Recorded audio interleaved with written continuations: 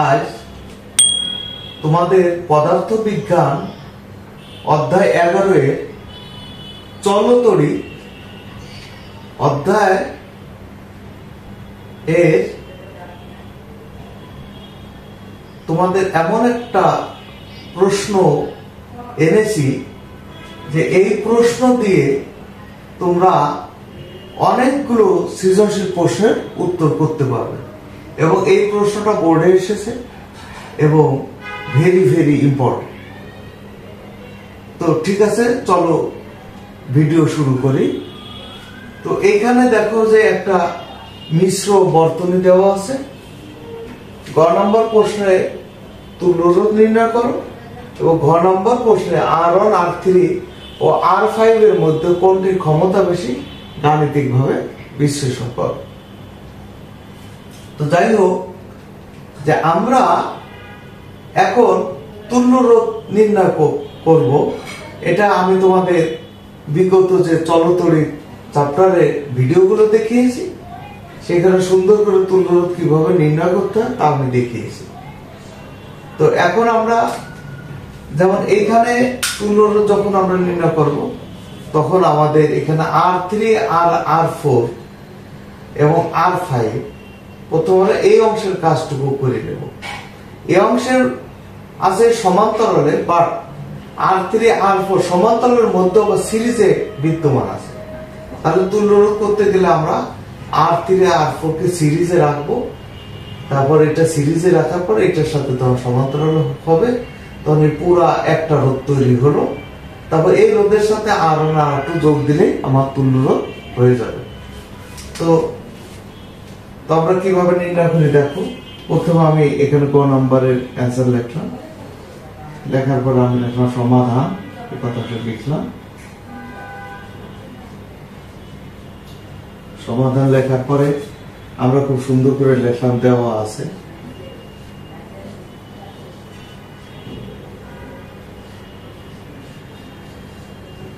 এভাবে দেওয়া আছে লিখলাম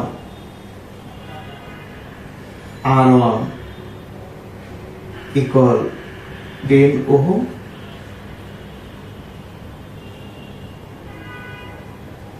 R2 equal 10 ohm,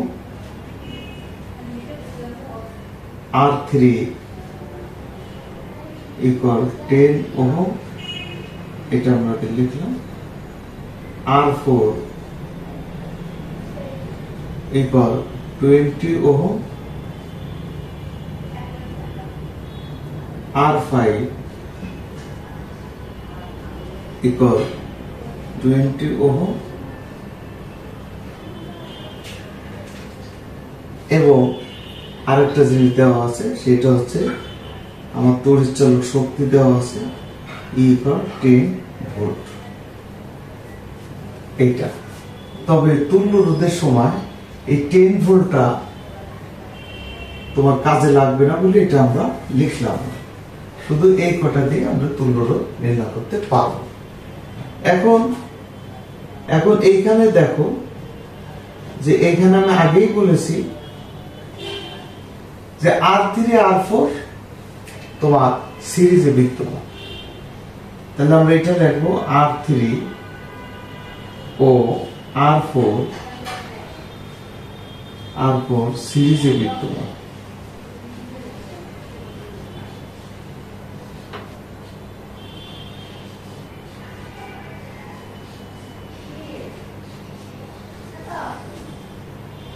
তাহলে অতএব আমরা লিখবো যে RS equal R3 যোগ R4 equal 10 যোগ 20 equal 30।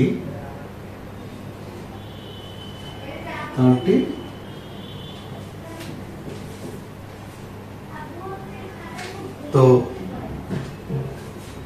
এখন আবার এটার সাথে RS এখানে আমরা লিখলাম আবার কথাটা লিখলাম RS ও এটা এস ও R5 সমান্তরালে বিদ্যমান।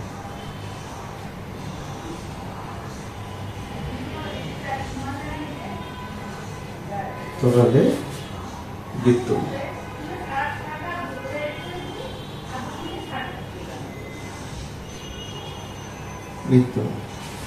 তাহলে অতএব আমরা লিখতে পারি যে 1/r p যেহেতু সমান্তরাল মানে প্যারালাল, ইংরেজিতে প্যারালাল মানে হচ্ছে সমান্তরাল, এই জন্য এটা rp দিয়ে প্রকাশ করা হয়। তো এখন আমরা 1 এখানে লিখবো rs প্লাস 1 লিখবো আমরা r5। তাহলে কি হলো, তাহলে 1/rp লিখলাম ইকুয়াল 1/rs মানে হচ্ছে তোমার 30 আর 1/r5 মানে হচ্ছে 20। এখানে যদি আমরা rp ইকুয়াল যদি আমরা এটা করি, যেমন এটা 60 হচ্ছে লসাগু, তাহলে এখানে 2 প্লাস হবে হলো 3। তাহলে শুধু যদি আমরা rp বের করি তাহলে এখানে 60/3 আর 2 5 হয়, মানে উল্টা দিলাম, তাহলে হলো 12 এটা ওহম এটা হবে। এখন আমরা এখানে যেহেতু 12 ওহম হয়ে গেছে, তো আমরা এখানে একটা অংশ মুছে ফেলি, একটা অংশ আমরা মুছে ফেলতেছি যাতে এখানে যেমন এখন এই যে এখানে যে 12 ওহম এটার সাথে R1 R2 আবার সিরিজে বিদ্যমান। তাহলে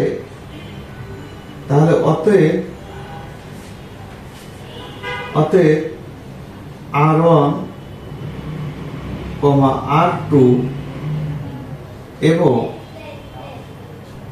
এবং RP সিরিজে বিদ্যমান।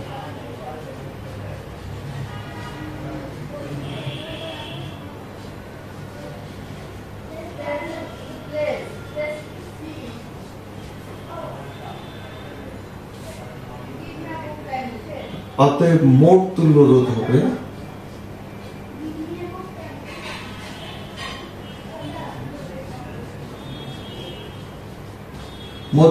যেহেতু আগেরটা RS দিয়ে প্রকাশ করেছি, এটা আমরা RS এটা প্রাইম লিখবো, লেখার পরে এখানে R1 যোগ R2 যোগ RP ইকুয়াল 10 প্লাস 10 প্লাস 12 এত ওহম ইকুয়াল টু 32 ওহম। এটি হচ্ছে অ্যান্সার।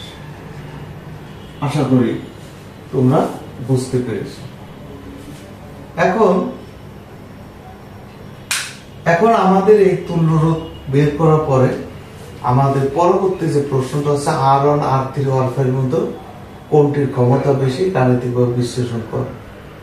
যে এটা অনেক পদ্ধতি আছে, সবচেয়ে স্ট্যান্ডার্ড পদ্ধতি হচ্ছে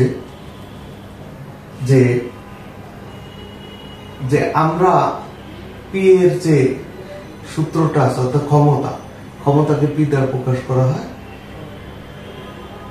পি সমান আই স্কয়ার আর, এই সূত্র প্রয়োগ করে আমরা গ নম্বর প্রশ্নের উত্তর করব। আশা করি তোমরা গ নম্বর প্রশ্ন তুল্য রোধ কিভাবে বের করতে হয় সেটা তোমরা শিখতে পেরেছ। তা আমরা চলো ঘ নম্বর প্রশ্ন আরম্ভ করি।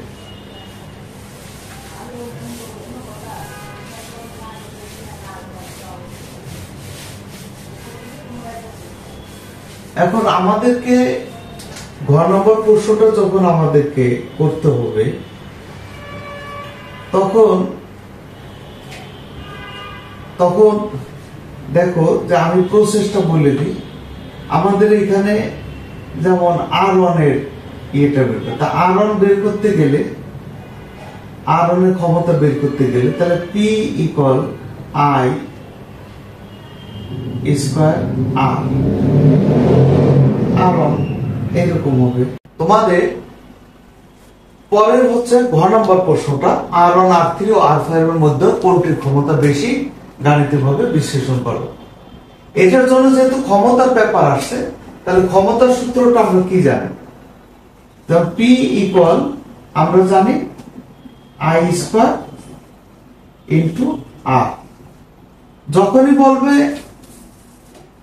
P1 তখনই R1 এর মধ্যে ক্ষমতাটা বের করা সহজ হবে। যেমন P1 আমি বললাম, তাহলে R1 এর মধ্যে ক্ষমতাটা বের হবে।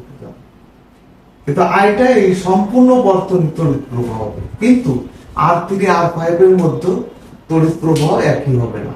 কেন হবে না? কারণ এইখানে একটা বিভব পার্থক্য আছে।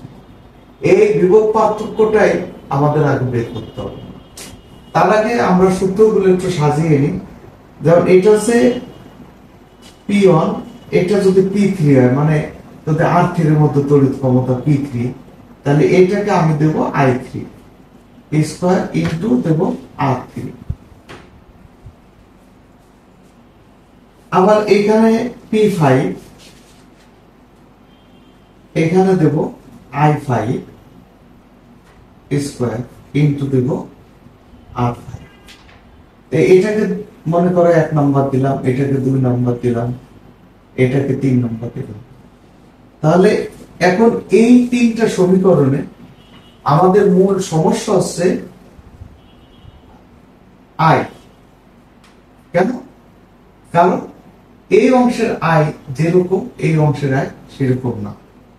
কিন্তু R1 R3 R5 আমি জানি। তাহলে আমাদের আই বের করতে গেলে আমাদের প্রথমেই বিভব পার্থক্যটা আগে জানা দরকার। কিন্তু এখানে R1 আর R2 যে তড়িৎ প্রবাহ হবে, অর্থাৎ সম্পূর্ণ বর্ত তড়িৎ প্রবাহ হবে, যেটা R1 এবং R2 এর মধ্যে দিয়ে গেছে, সেটার জন্য গ থেকে যে আমরা তুল্য রোধ পেয়েছিলাম সম্পূর্ণ বর্তনী, সেটা আমাদের কাজে লাগবে। তাহলে সেখানকার আইটা আমরা বের করে ফেলি। তাহলে কি আছে? তাহলে গ হতে প্রাপ্ত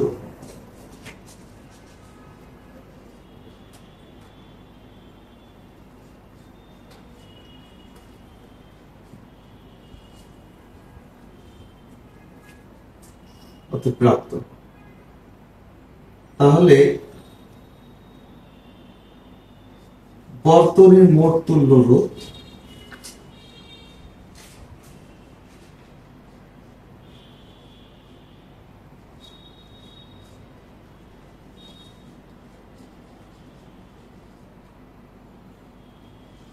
ওটা আমাদের করেছিলাম আমরা R is prime equal 32 ohm, এটা পেয়েছিলাম।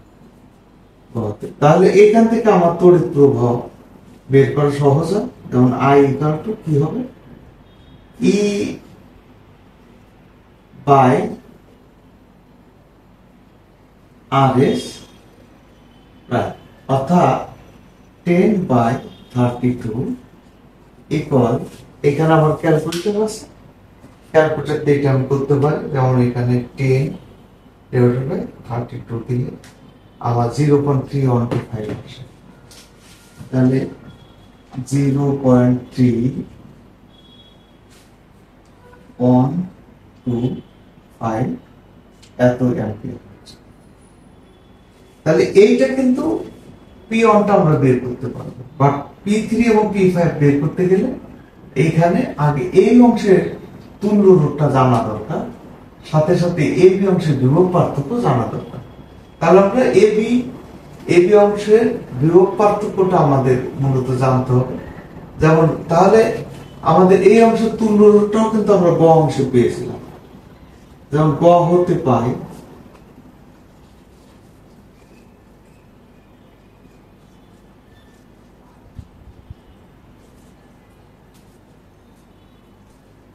R3 R5 সরি R4 ও R5 এর তুল্য রোধটা আমরা কি দিয়ে প্রকাশ করেছিলাম? RP দিয়ে।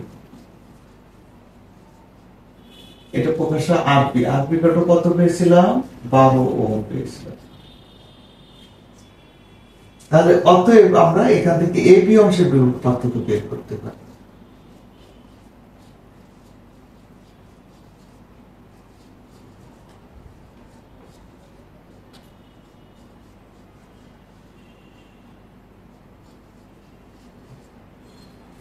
বিভব পার্থক্য হচ্ছে V A B.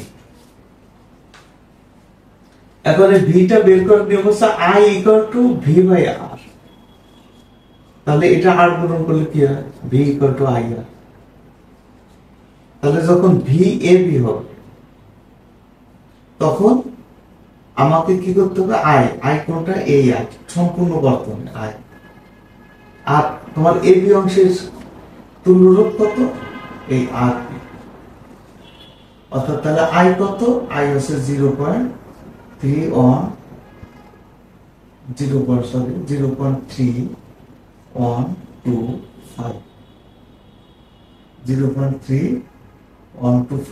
Into RP কত? 12।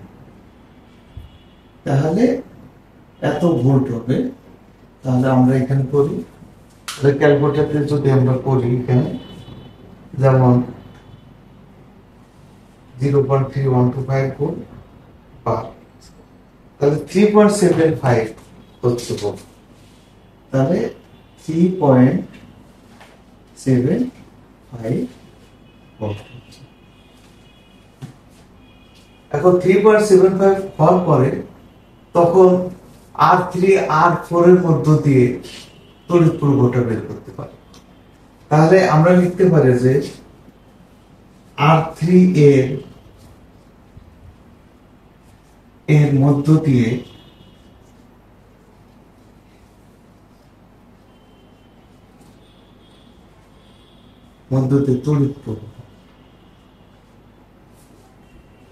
তড়িৎ প্রবাহ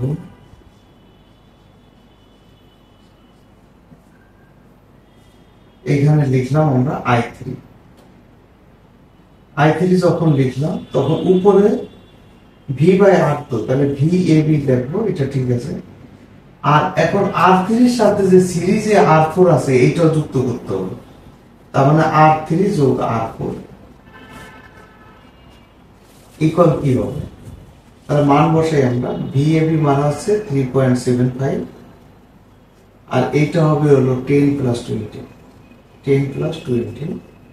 তাহলে এইটাকে যদি আমরা ক্যালকুলেশন করি ইকুয়াল দিই তাহলে কত হবে?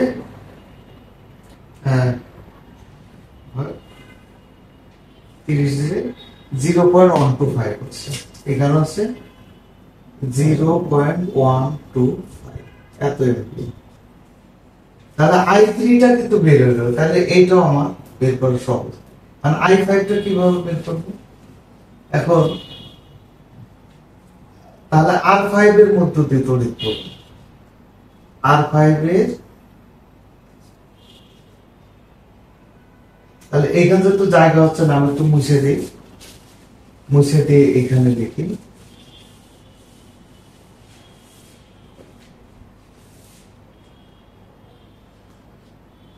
R5 এর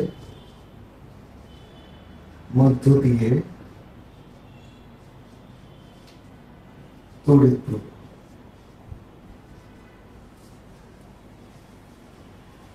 কত হবে?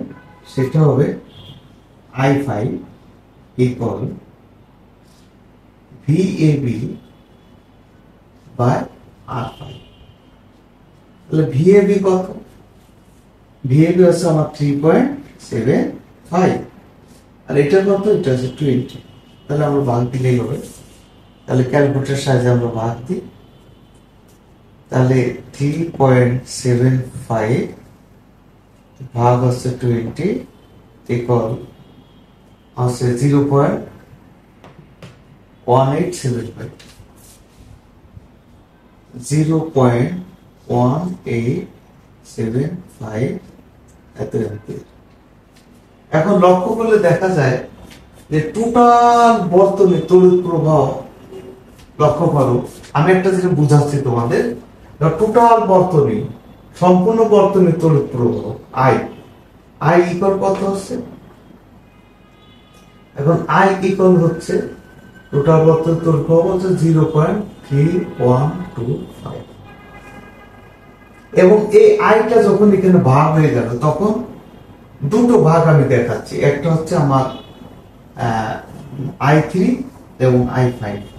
তাহলে দেখো যে I3 কত হলো, I3 0.125 হয়েছিল আর I5 তো এখানে দেওয়াই আছে। I5 কত ছিল, I5 হচ্ছে 0.1875। তাহলে দেখো গেল যে এই দুটো আমাদের যোগ করলে দেখো কত হয়। ক্যালকুলেটরে যদি আমরা করি, যোগ দিলাম 0.125, তাহলে দেখো 0.3125। তার মানে এই দুটো যোগ দিলে কিন্তু ওই আই হচ্ছে, তার মানে আই ইকুয়াল হচ্ছে I3 প্লাস I5 ইকুয়াল 0.3125। তাহলে বোঝা গেল যে এই আইটা এখানে ভাগ হয়ে যাচ্ছে, যে ভাগটা হচ্ছে সেটা সম্পূর্ণ যোগ করলে যতগুলো আই হবে অতগুলো আই যোগ করলে এখানে একটা আয়ের সমান। এটা বোঝা গেল যে এই জন্য সমান্তরাল বর্তনীটা ব্যবহার করার সুবিধাজনক। তাতে আমাদের বেশি অনেক উজ্জ্বলতা, বাল্বগুলোর উজ্জ্বলতা বেশি বৃদ্ধি পায়। ফলে আমরা যে কোনো দৈনন্দিন জীবনে যে বাসা বাড়িতে আমরা সমান্তরাল বর্তনী ব্যবহার করি তাতে আমাদের সুবিধাটা বেশি পাওয়া যায়। আশা করি তোমরা বুঝতে পেরেছ। এখন হচ্ছে যে দেখো যে এখন যদি আমি তাহলে আমি যদি এখন 1 2 3 যদি এই মানগুলো বসাই দিই, আমার আসলে এই আয়ের মানটা বের করার তোমার আমি আবার বলতেছি, গহতে মোট বর্তনীর তুল্য রোধ বের করলাম, তারপর এখানে মোট যে তড়িৎ প্রবাহ সেটা বের করলাম, কিন্তু R3 R4 R5 এর মধ্যে তুল্য রোধটা বের করে এখানে এই অংশের বিভব পার্থক্য যা হবে তাই দিয়ে আবার আমরা আই বের করলাম, আর অর্থাৎ I3 I5 বের করলাম। এই I3 I5 এখন 1 2 3 নাম্বার সমীকরণ বসালে কাঙ্ক্ষিত উত্তর চলে আসবে। যেমন আমি একটু বসাচ্ছি, তোমরা দেখো। আমাদের একটা জিনিস মনে রাখতে হবে যে আর কি আমাদের এখানে আইটা I ইকুয়াল I1, এটা I1 যেহেতু এটা P1, R1 এর ক্ষেত্রে এটা আমরা I1, তাহলে I1 একই জিনিস, এটা হবে 0.3125। আর এখানে আমাদের I3 হচ্ছে, এটা একটু লিখে নিই আমি, 0.125 হয়েছিল, আর এখানে আমাদের I5 টা হয়েছিল 0. এখানে আমাদের হয়েছিল কত, 0.1875। এত অ্যাম্পিয়ার এই তড়িৎ প্রবাহের একক আমরা দিয়ে দিলাম। তাহলে আমি একটু পরীক্ষা করে দেখি ঠিক আছে কিনা। এটা হলো 0.125 যোগ 0.1875। হ্যাঁ ঠিক আছে, তাহলে আমাদের এইটা এখন মান বসাতে হবে।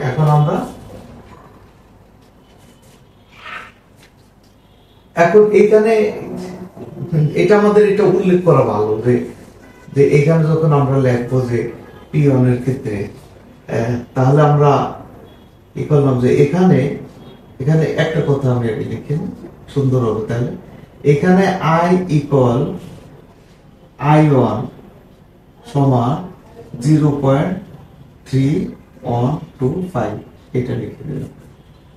আর আমি এই অংশটা রাফে করেছি আমার সুবিধার জন্য, কারণ আমি তো যেহেতু বোর্ড মুছে ফেলেছি আমার তো এই তথ্যটা জানা, এই জন্য এখানে আমি লিখে রাখলাম। হ্যাঁ, তোমাদের তো আর সেই সমস্যা হবে না, তোমাদের তো মোছার কিছু নাই, তোমরা বোর্ডের খাতা পাবো, এখানে লিখবা, ওইখানে তোমাদের খাতাই থাকবে। আর আমার তো বোর্ড আমার মুছে ফেলছে, এই জন্য এটা এখানে লিখছে। এইটা লেখা এখানে জরুরি না, কিন্তু এইখানে লেখা জরুরি। এখানে এইভাবে লিখে নেবা, এখানে এটা আছে। তাহলে তাহলে এখানে আমাদের লিখতে পারি যে আবার এখানে আমাদের i3 কত আসলো, এই যে i3 আসলো তোমার 0.125, এখানে সরি অ্যাম্পিয়ারটা দিয়ে দিবা, এইটা আসলো। আর i5 কত আসলো, i5 আসছে আমাদের কত 0.1875, এত অ্যাম্পিয়ার আসছে। এখন আমাদের i1, i3 এবং i5 এর মান আমরা 1, 2, 3 এই সমীকরণগুলোতে বসাবো। আমি এখানে একটু মুছে পেলাম, এই কথাটাই আমি এখন লিখবো যে এখন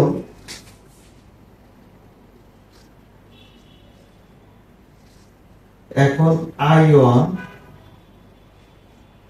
i3 ও i5, এখন i1, i3 ও i5 এর মান 1, 2 ও 3 নম্বরে বসিয়ে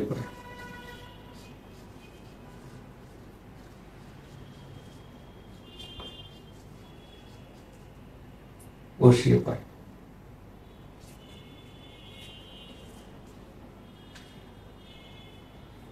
অতএব এখানে আমরা লিখতে পারি R1 এর ক্ষমতা, এগুলো দিতে পারি। R1 এর ক্ষমতা হচ্ছে কত, 3 নম্বর সরি 1 নম্বরটা কত, P1। R1 ক্ষমতা যেহেতু P1, তাহলে আমরা এখানে দিলাম I1 square into R1 equal কত হচ্ছে I1 স্কয়ার, I1 মানে হচ্ছে 0.3125 এর উপর স্কয়ার, R1 কত হচ্ছে, R1 হচ্ছে হলো এখানে 10 ওহম, এইটা। তাহলে যেহেতু ক্ষমতার একক কি ওয়াট আমরা দিতে পারবো, তাহলে এটাকে ক্যালকুলেশন করি,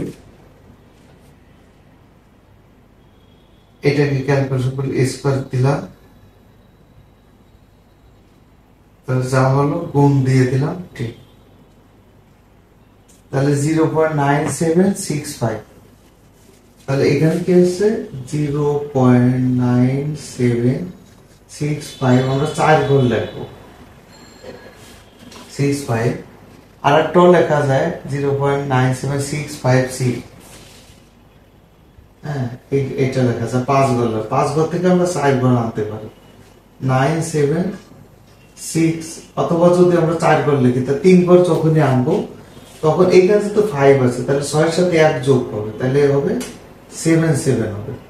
তাহলে যেহেতু ক্ষমতার একক ওয়াট, এখানে আমরা ওয়াট দিতে পারি। তাহলে এখানে কিন্তু 4 ঘর নিয়ে 3 ঘর আনা ভালো হবে, হ্যাঁ, তাহলে অঙ্কটা ঠিক হয়, মানে যে গাণিতিক যে গ্রামার আছে ওই গ্রামারটা ঠিক থাকে। তাহলে এখন আমরা এটা বুঝতে পেরেছো।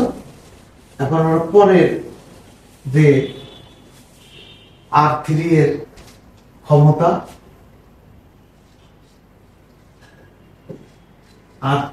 ক্ষমতা, ক্ষমতাটা আমরা লিখে নিব। এই R3 এর ক্ষমতা কি, R3 এর ক্ষমতা হচ্ছে P3 মানে কি, মানে হচ্ছে I3 এর উপরে স্কয়ার ইনটু R3। তাহলে I3 কত, I3 হচ্ছে হলো এখানে আমাদের I3 ছিল 0.125, এটার উপরে স্কয়ার ইনটু R3 কত, R3 হচ্ছে আমার 10। তাহলে এটা আমরা ক্যালকুলেট করি, তাহলে আমরা এখানে ফার্স্ট ব্র্যাকেট দিয়ে 0.125 ফার্স্ট ব্র্যাকেট ক্লোজ করে স্কয়ার গুণ দিলাম আমরা 10, তাহলে 0.15625, 0.156 লিখলাম আমরা, এত ওয়াট। যেহেতু 4 ঘর আমরা 3 ঘর লিখতেছি 1 2 1 5, যেহেতু এখানে 5 বা 5 এর বেশি না, চতুর্থ ঘর, তাহলে এখানে যোগ হবে না, তাহলে শুধু এটা হবে। আশা করি এটাও বুঝতে পেরেছো।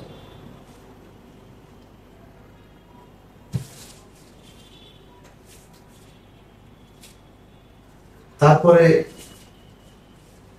এই অংশটা মুছে এবার আমরা R5 এর ক্ষমতা বের করবো। তাহলে R5 এর ক্ষমতা কত? R5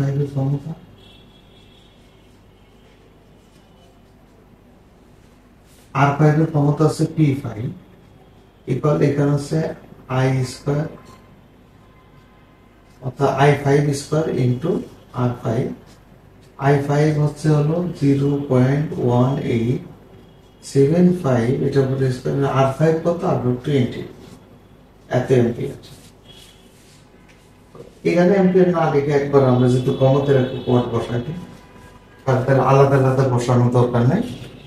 তাহলে আমাদের এখানে কি হলো? আমাদের এখানে 5 ব্র্যাকেট দিয়ে 0.1875 স্কয়ার দিলাম, তারপর গুণ করলাম 20। তাহলে কত হয় আমাদের? 0.70312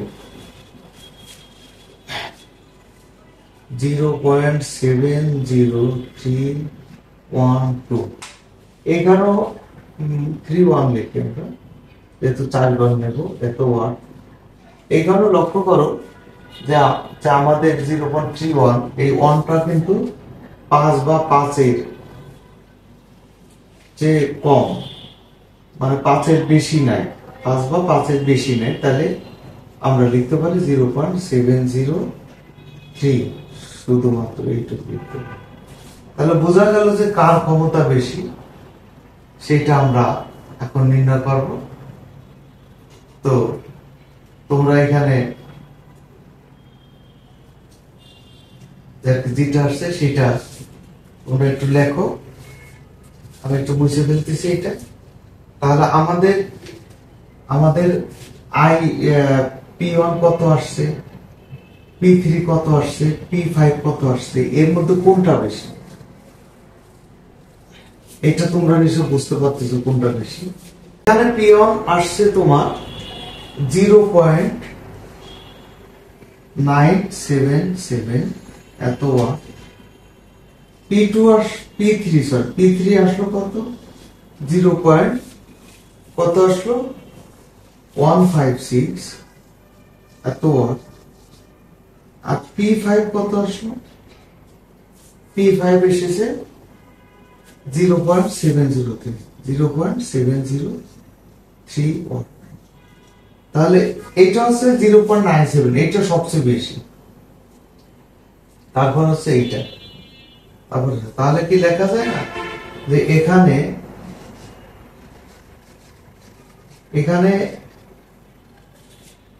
যেমন এখানে P3 সবচেয়ে P3 ছোট, তাহলে P3 লেস দেন P5,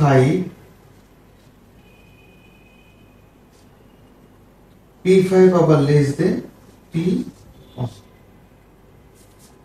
এটা P3 less than P5 less than P1, অর্থাৎ এখানে P1 টা সর্বোচ্চ আর সর্বনিম্ন হচ্ছে P3, আর মাঝামাঝি অবস্থান করছে P5।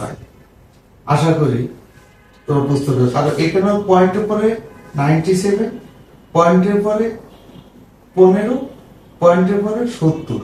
তাহলে নিশ্চয় পয়েন্টের পরে 97 বেশি, তারপরে আসতেছে 70 বেশি, তারপরে সর্বশেষ হচ্ছে এটা অনেক কম। তাহলে 97 সবচেয়ে বেশি, তার একটু ছোট 70 পয়েন্টের, আর তার চেয়ে আরো ছোট আছে 15। অর্থাৎ এইটা P3 সবার চেয়ে ছোট, তারপর মাঝামাঝি অবস্থান করতেছে P5 এবং P1 সবচেয়ে কম। আশা করি তোমরা বুঝতে পেরেছ। তোমরা লেখে এখানে বলছে কোনটির ক্ষমতা বেশি, তোমরা লিখবে P1 এর ক্ষমতা বেশি। অতএব